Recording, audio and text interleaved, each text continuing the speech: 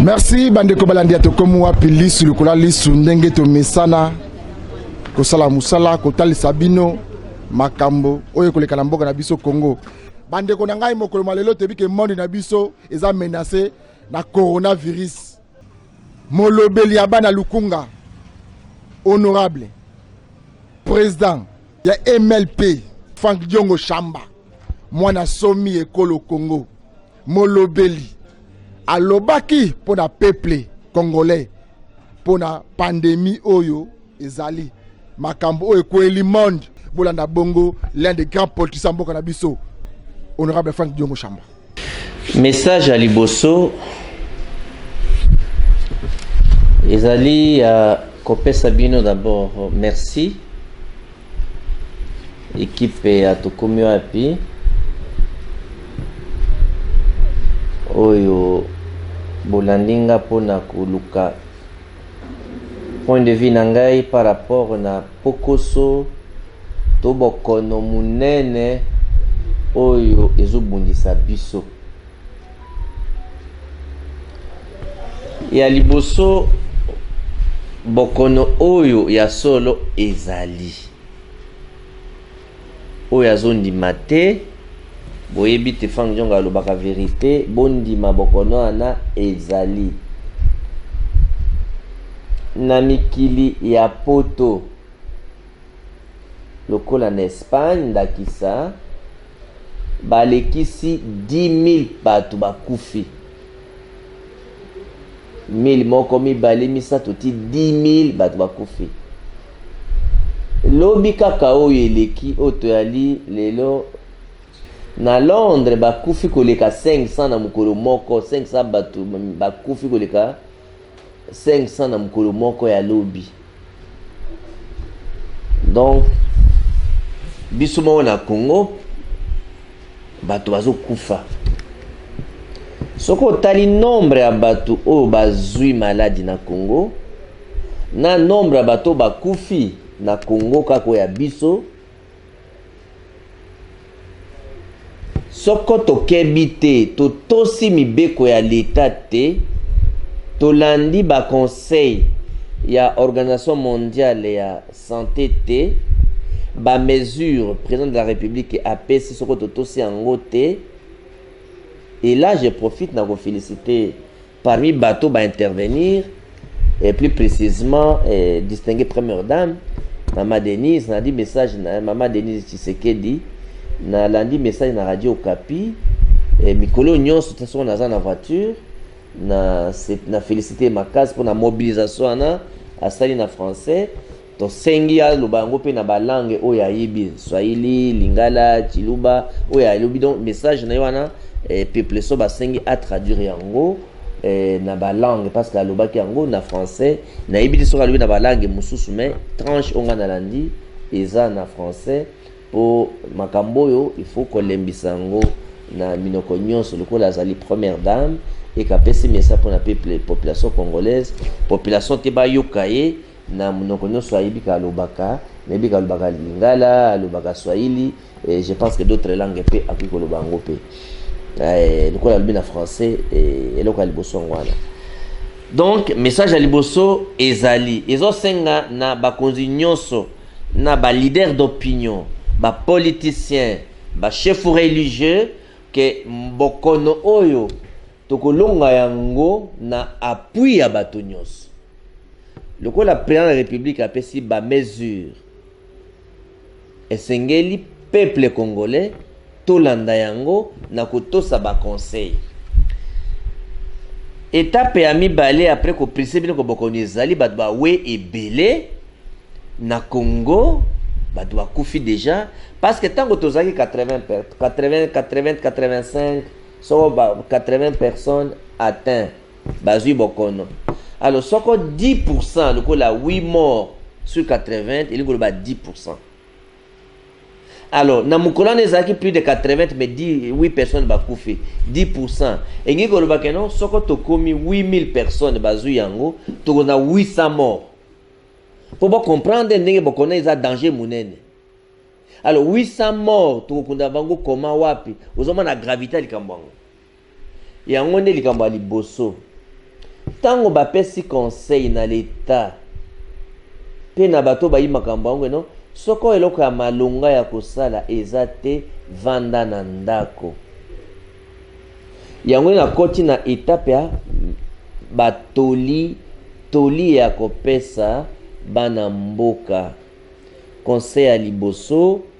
boyeba ete maladi wana bokono wana eyali ya solo na bandeli yango mbala ebele po boyokake bokono ezali na poto bato bazowa ebele pe na Afrique bato bazowa pe na Congo bato oyo toyebi bakufi bazali moyen natangela bino bakumbusu eza te mpe ezosala pasi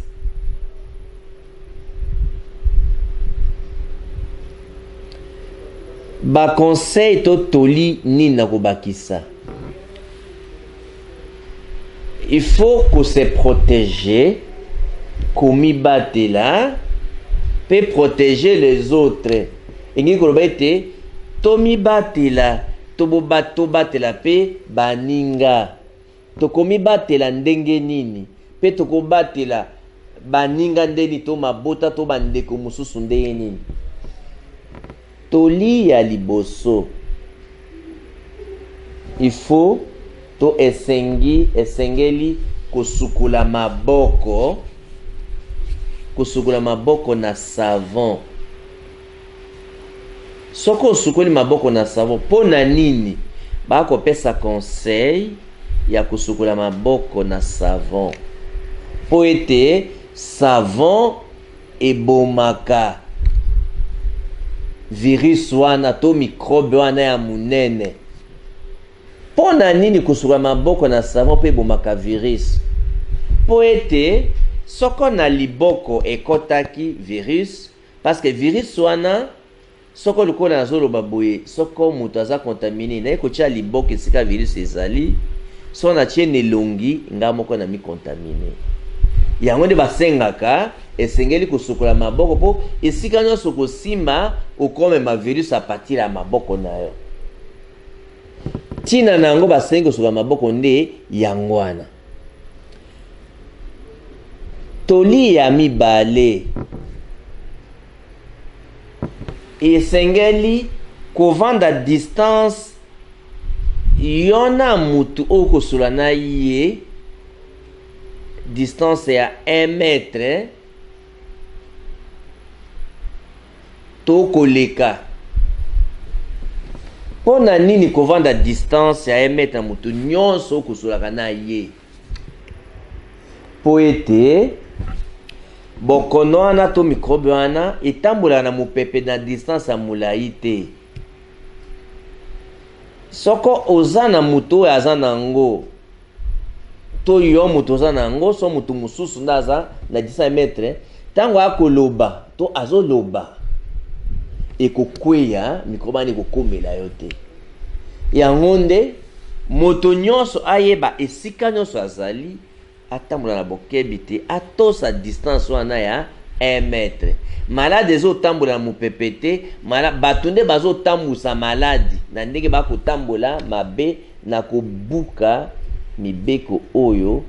organisation mondiale ya santé to leta na biso apesi to minganga bapesi conseil ya misato eyali ya kosimba elongi te soko osukoli maboko te yambo te oka kosimba elongi il faut sukola maboko po so maboko esimbaki esika moko mikrobe yango evandaki to opesanaki pembeni ya mutu oyo yo moko ozwi yango soko osimba elongi sadi ke otie kosimba elongi lokoba nini munoko zolo to miso to olekisaka liboko boye parce que bachercheur batalaki ete mutu asimbaki elongi na ye 300 à 400 fois par jour en 24 heures to réalisaka yango te donc mutu asimbaki elongi ne na ayebi ntina te eloko ekoti elongi asimbi moko alongola boye asunga alongola mopepe alongola molunge alongola motoki donc ezali bongo Donc kosimba elongi na maboko te soko osukoli yango te. Po yo moko okose contaminer sima nango okontamine bato mosusu. Règle oyelandi ezali ya kopesa mutu mbote na liboko te. Po na nini kopesa mutu mbote na liboko te? Tango kopesa mutu mbote na liboko po maladi yango eza pe na kosu. Soko mutu akosoli d'abord oza pembeni na ye otosi miboko ya 1 mètre te. Donc mutu akosoli je m'excuse. Donc biloko ani uti na munoko ekokomi pa na yo. To alinga tuse alungola miyoyo ekokomi pa na yo. Po maladi yango bokono yango ezokoka na lokola ya mutu aza na grippe. Donc okopesa mutu mbote na liboko te. Donc il faut kotosa okokosa boye te okosoli na kugumba liboko te okosoli na papier mouchoir te. Donc wana yo okoki kopanza maladi wana. Donc mutu nyonso il faut kotosa règle wana. Ba règle wana mitano to mikano mitano wana to toli mitano wana. So mutu abateli yango akimi maladi amibateli to abateli baninga. Likambo etali masque pe gant na caoutchouc pe alcool to désinfectant. Alcool eza malamu to désinfectant eza malamu pona kuutiliser yango. Mais alors qu'il faut na sembola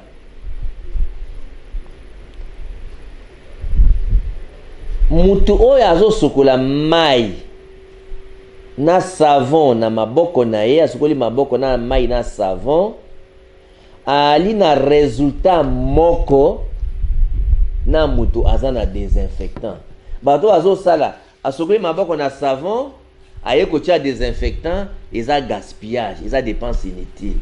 To mutu abandi na désinfectant aye kotia maboko na savon, eza gaspillage. To bato baza na souci ke basombi alcool wana te, désinfectant wana te, ba perdre eloko moko te. Mutu oyo aza na savon na maboko asukoli savon na aza na ndenge moko na mutu oyo asukoli maboko azui désinfectant. Donc kozwa désinfectant na mai eza gaspillage inutile. Alors mambetali gant na caoutchouc pe masque. Na banda gant epekisami te kolata gant. Mutu aki kolata gant, mais po lata gant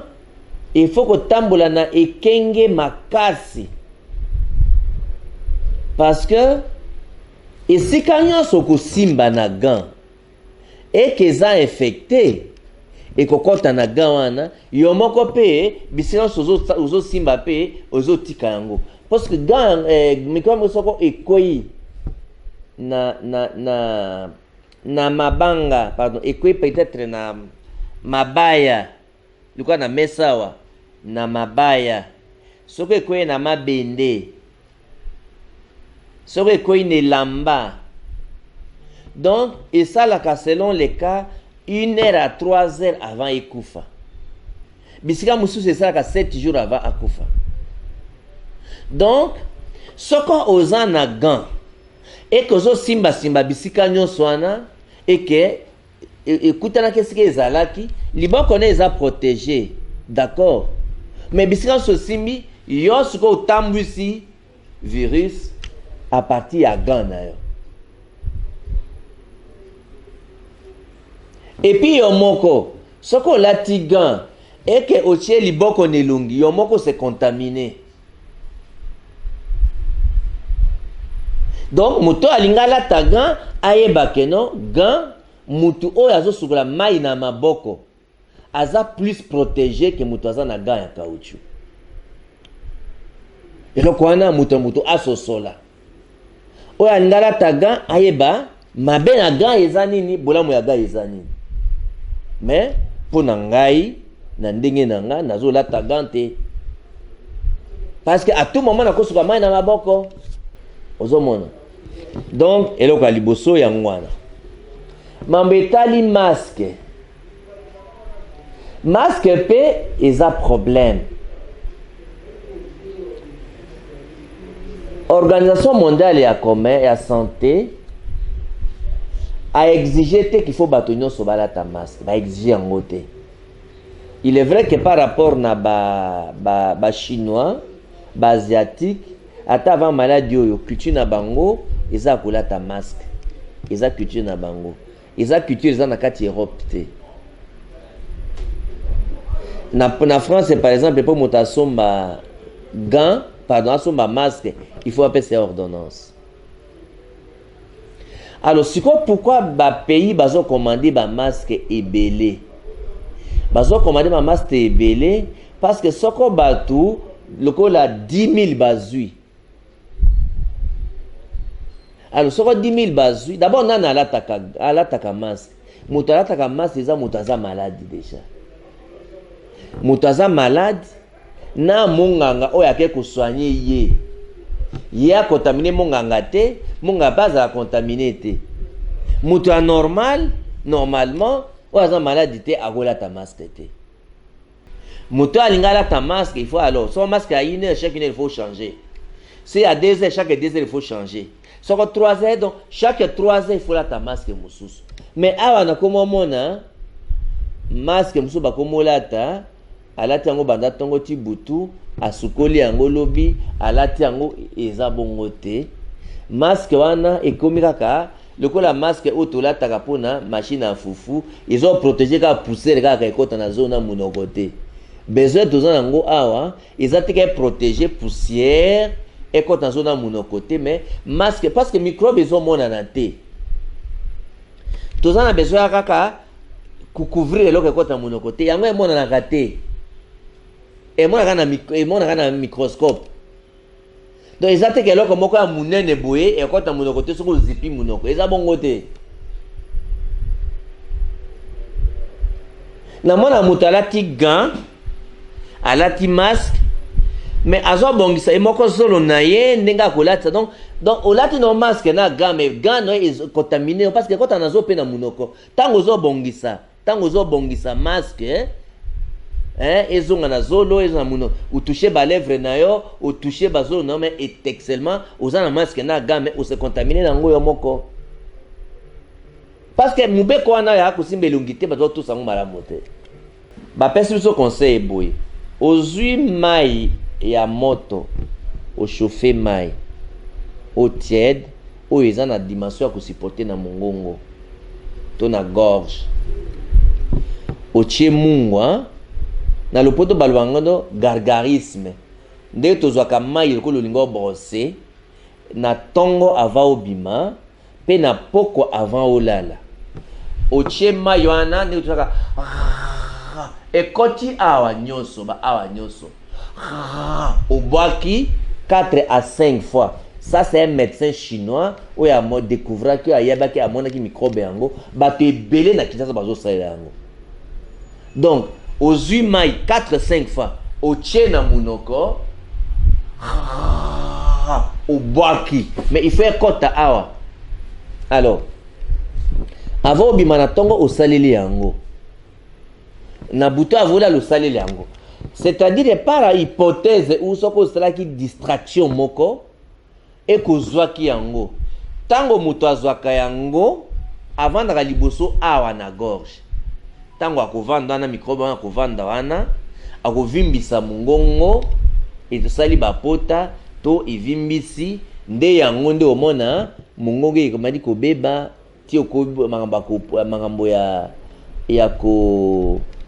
kolia ezalaka pasi. Alors bilembo oyo soko monganga aza te mpona kotalisa keno tobenga monganga to tokena mutu ba identifier ye bilembo yango oyo balinga lopoto symptôme yango epesaka fièvre to nzoto moto température nango il est à 37 kobanda 37 ti likolo il faut dala kokeba nango déjà po fièvre nyonso nde eza yango te epesaka kosu pas seulement epesaka kosu mais ekausaka mungongo yango nde au-delà ya mai ya moto bamédecin mosusu bapesa baconseil ke non chaque 30 minutes otiaka mwa limo ata gorge moko ata mwa mai moko ekotaka ata mwa ata lutu moko ya mai ezokota na munoko to mwa demi verre moko ekoti na munoko mpona mungo ezala kokauka te. Alors ntango yango evandi na mongongo ekausi mongongo evimisi alors soko ekolisi wana nde akei kovanda na poumon na yo. Ntango ekovanda na poumon eatake kuna nde esala koyoka esukisaka na maladi pema mokuse pema ekomaka mokuse et puis lokola pema ekomaka mokuse oyoka mpe nzoto mpe pasi na baarticulation oyo nzoto ekomaka pasi pe na tolo oyoka tolo ekomaka pe pasi. Non, bilembo ya modèle wana soko bomoni muto aza nango na famille azo tousser azo kosola pe il faut boyeba ke non bilembo oyo elingi kokana nango bakotala est-ce que eza kosu mususu est-ce que eza malaria est-ce que eza maladie mususu parce que bilembo yango elingi kokana na muto aza na malaria muto aza na grippe. Donc il faut gouverneur ya ville, ministre intérieur, basala ba équipe moko ya patrouille mixte na moi pe na butu, population bazui en conscience nango te, yango na félicité bien parce que pour protéger population, il faut qu'on forme population. Na moni bato azo pesa na bota na maboko, bato azo sala bazo s'embrasser, bato azo pesa na ba bise donc eza lokola ba donc kuna soko lungo oluzui pene tina suka kuna tiko leka kuna eza lokola madi yango ezate. Donc, bazui conscience nangote. Donc, il faut ba chef du quartier, ba bourgmestre, gouverneur de la ville, ba chef religieux, ba leader politique, bazwa conscience parce que tu sais que dit les pères tant que sangelo komoko, ko battre la population, il faut qu'on passe la population information. Ko battre la population, il faut qu'on forme. Yango na féliciter honorable les étambouen nazomona leki nanga aza ofure au moulin même lelo na yoki ke akena pasa pour na sensibiliser population pour na makambo yango kaka donc soki information na sango eza yango donc il faut ko sensibiliser mais mise en garde ba commerçant au balingi ko s'enrichir pour na makambo etali ko matsatalo ya ba désinfectant ko yana offre ya ba marché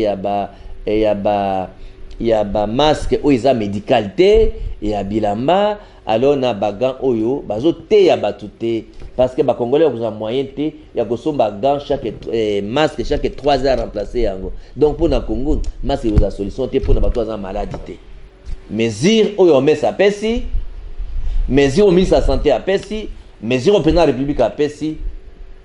pe to kabola message na biso nyonso ipaba na mboka donc bino nyonso boza ba évangéliste ya kopesa message wana oyo yoki pesa baninga ndenge ko protéger population il faut qu'on pesa information. Merci bandeko balandi ya toko mwa biboende zelaka honorable Frank Diongo dernier prisonnier politique ya Joseph Kabila yewana auti ko pesa message et pa ba congolais ba yimboka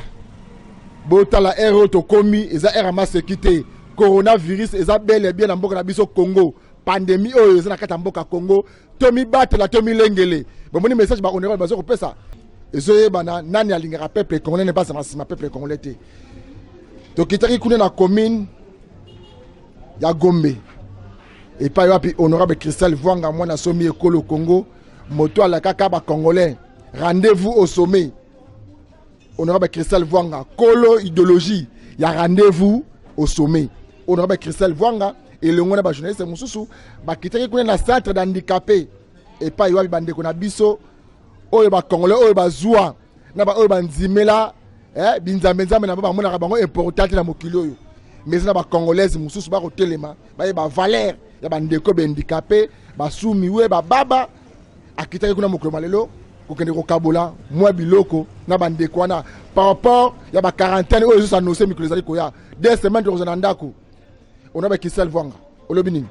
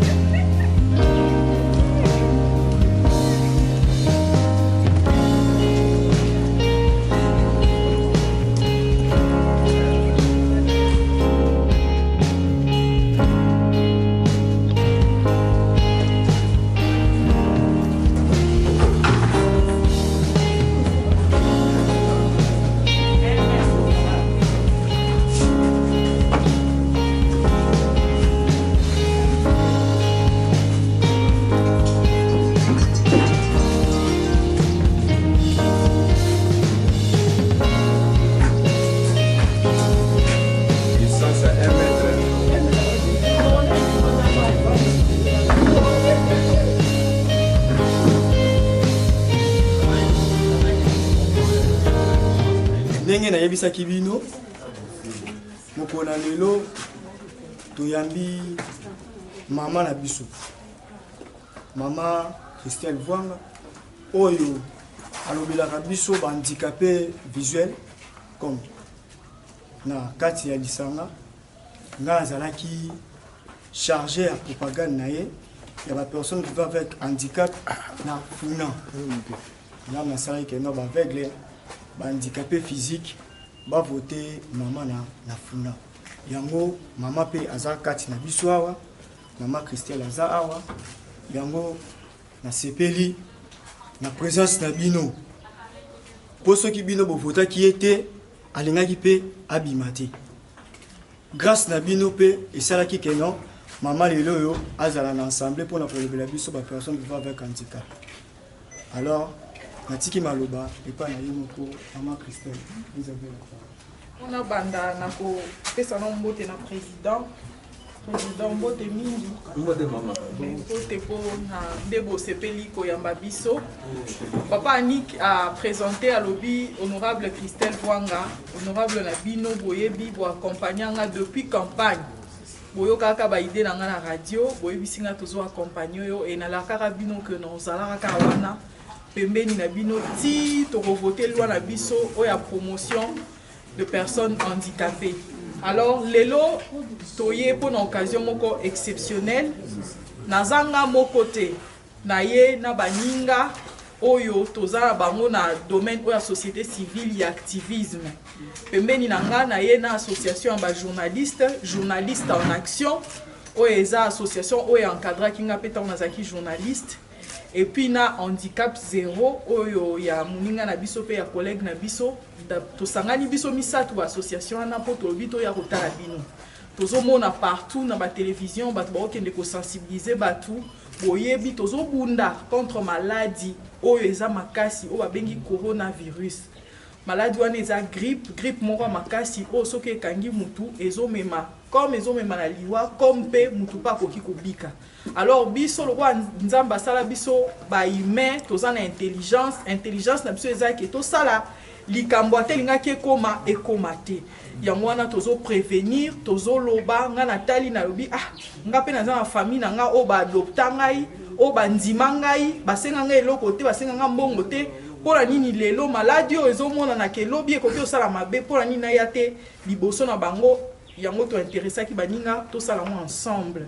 Maladie ba bengi coronavirus eza contagieuse ezopesama mutu moko kokozala nango yo po ozwi okaboleli baninga mususu.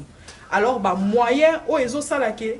tozwa maladie wana te eza notamment kosokola maboko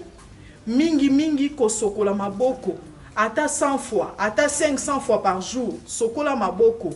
Deuxième chose eza kozala na distance ya 1 mètre na mutu ozo sola na ye po soki mutu azoloba aza contaminé soka bimi si soyi ou bien ba rhume et bimi na distance ya moins d'1 mètre ekoki ko contaminer yo. Alors waneza ba mesure oyo ngai na yeki oyebisa bino lelo na yebi ke entre nous ici na yebi bino na yebi ke ba licencié baza ba gradué ba tanga ba classe ba solo bazali mais tozo bunda po minorité o baninga musutu ne ba benga kake biso toza minorité te bozo faire partir na population et qu'en tant que tel so bazo sensibiliser batu nyonso il faut que ba tenir compte ya biso bato toza awa sur place yango wana to yaki otala bino to kozwa tamula ite po ba pekisi biso to sangana po eza vraiment mesure moko exceptionnelle o to senga ki po to ebi kelem sous deuxième troisième fois ko ya kamingi ezala impossible to yé vraiment pour nous yebisa bino que ata musika ata tozomona te na période oya pasi boza na mitema na biso et lelo to sangana na baninga to yeli bino mwa ba biloko esala ke et sunga bino ya kozwa maladie wana te. Alors na kotika maloba nde na ese bino toza na deux associations handicap zéro na journaliste en action. Il y a présidente, il y a journaliste en action au Péazana Momoko et Bisabino. Merci beaucoup. Eza penza esengo mingi kozala awa kat na bino et comme le maman Christelle Vwanga uti koloba tobandaka na ye ti aye kopona nzela ya poni tosungi mpe ye totuni ye me mama na makambo oyo yo osali eloko otabi te boya naoki otala bandeko na nga en tant que journaliste en action tolobaki tokoya parce que mibeko bapesi mpona se protéger eza mpe kosala action yango tosangisi na nkombo na biso na mosala oyo toye kosala lelo esengeli tosala vraiment du porte à porte bato na bato bayoka parce que information ezokende malamu te lokola kisi emonani nanu te baminganga bazobundana nanu bazostabilize nanu esengeli na biso to respecte oyo bapesi biso de façon que to éviter que bokono koka kokotela biso mingi kosukola maboko basi balobi yango awa pe ebele distance pe donc toye vraiment po tobeta sete et puis boyeba que à chaque fois que bozoposer geste wana bozomibikisa pe bato bazali pembeni po bokono lokwa bazoluka nanu eza nanu se protéger pe koprotéger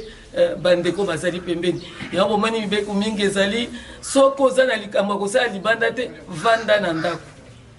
donc vana na ndako ya pe mobeko penza ya liboso ya makasi et puis na nsima tokolandisa na bamesure nyonso wana ezali ebiso tolingi tomonani lelo mpe tolingi mokolo balobake esili na mboka ebimi na mboka tomonana mpe lisusu merci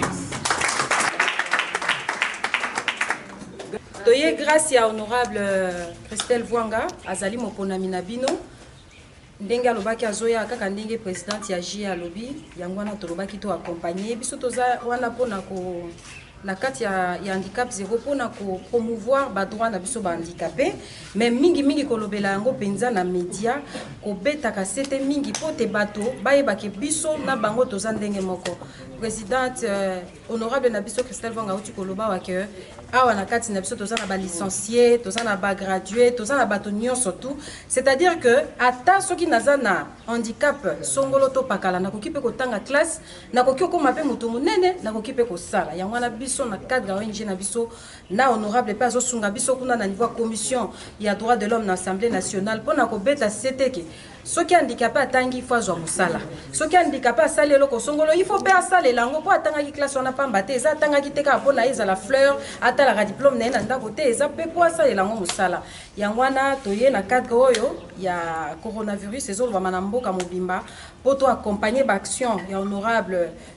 Christelle Vwanga to accompagner baaction ya association journaliste en action mpe biso moko na cadre ya handicap zéro toye ko accompagner baaction handicap zéro nazo nako zwa maloba mingi te handicap zéro kaka ndenge boyoki ezoloba handicap zéro c'est-à-dire handicap eza te donc ata soki miso ezomona te eza nango eloko te po bato misusu mpe bakozala miso ezomona baza kaka na mayele lokola yo te donc handicap mutu nyonso aza nango comme mpe mutu nyonso aza mpe na handicap te yango wana nalobi handicap zéro c'est-à-dire soki na handicap c'est que yo poza na handicap soki na nango te c'est que yo poza nango te donc c'est un peu ça nakanisa message suki wana merci beaucoup tosepeli na boyei na bino vraiment ezokolakisa ke molingi libota na yo mais eloko moko bokobosana te mama okende oloba yango kuna na parlement même na gouvernement la majorité ya bapersone handicapé baza kobika na balabala confinement ndenge ye boye na banza lobi kuna oyoka moto nyonso avanda na ndako baaveugle bahandicapé moteur bandeko nyonso baza na handicap bakovivre ndenge nini